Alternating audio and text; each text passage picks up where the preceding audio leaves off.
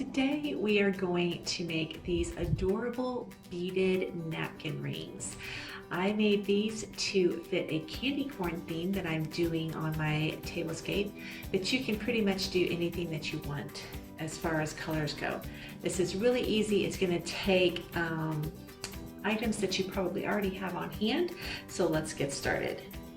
The first thing that you're going to need are 12 beads. These are 1/2-inch beads, and I started with these natural colored beads. They have a little bit of a yellow tint to them, so these worked for my yellow color. I painted some orange and I painted some white. For both of those, I used Waverly chalk paint in the pumpkin color and just in the white color. So if you find beads that are the color that you want, then you can skip that point. Then I also have some ribbon. I'm using the black and white gingham ribbon. This is just ribbon that's from Hobby Lobby. If you get it on sale, it's only $1 a roll. Then you will need some twine, and of course a pair of scissors. So let's get started.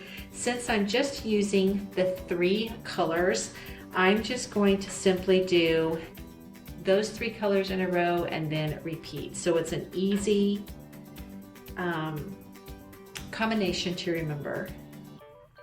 Now, if I was going to string a lot of beads, I would put some tape on the end, but since I'm only stringing 12 beads, then it's really not necessary. And if my twine gets frayed at the end, then I can just snip it a little bit. And this will go pretty quickly. And back to the white again. You can also use different size beads if you want. This was really what I had on hand, and it worked well. So there, that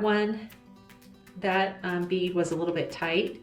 So if your string gets frayed a little bit and you don't have tape on the end, you can just snip it and it won't make that much of a difference. All right, almost done. One more of each color. The other thing that I do when I'm stringing these is, you'll notice I kind of twist that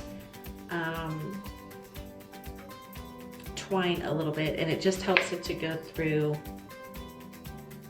the hole. All right, got frayed one more time. So let's snip that, and last one. There we go. So we had 3 different colors. We had 4 of each one, so we have 12 beads. And I just want to kind of get that centered, and then I am going to loosely tie this.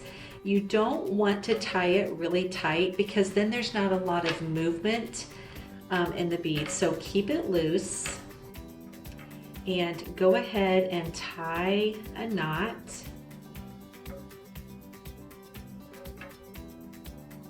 So you can see about how much give that I have there between the beads. Okay, so I had a little bit of a tassel on mine, so that's what we're going to work on next. I took the ribbon and I cut those into 3 11-inch segments, and 2 of those I'm just going to fold in half, and I'm going to take it and go over that knot. So you can see I just have it going over that knot, just like that.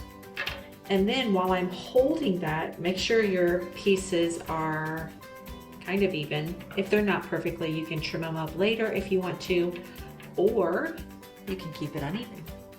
And then the 2 pieces of twine that are sticking out, I'm going to first tie a knot to hold that ribbon in place.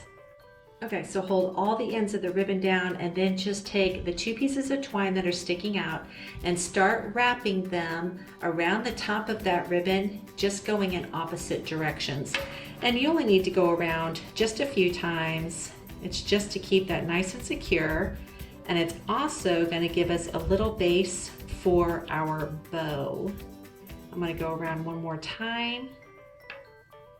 And then I'm simply going to do another little knot.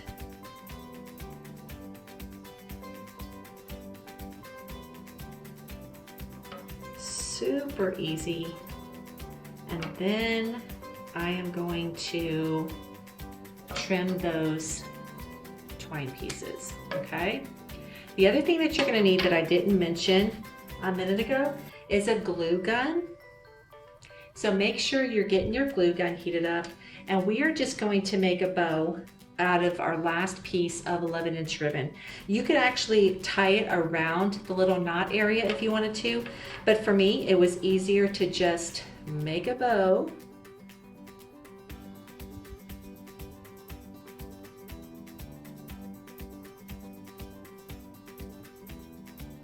Get your loops just like you want it, just like that. And we'll trim those ends in just a minute. And then I'm just going to glue that right on the top of this knot. All you need is a little dab of glue. Put that on. It'll hide that knot. And there you go. There it is, finished. So now let's look at it on the Okay, so here is what I have my napkins looking like, and I'll show you how to do that. It's super easy. You want to unfold your napkin, and really it doesn't matter if it's square or if it's a little bit rectangle, but completely unfold it. Find the center and just shake it down like that. So it's gonna be in this kind of teepee or triangle looking shape, and then just pull it down like that. And then you'll put that part through your napkin ring that you just made. And because you have some give to your beads, you can kind of pull them around to the front. You can lay it so it'll kind of like lay down instead of standing up. If your beads were too tight, then they would want to stand up and it wouldn't give you a nice pretty lay. So anyway, there you go, super simple. Any colors you would like, any size beads you would like, you can totally custom however you would want this. Now let's see what it looks like on my table.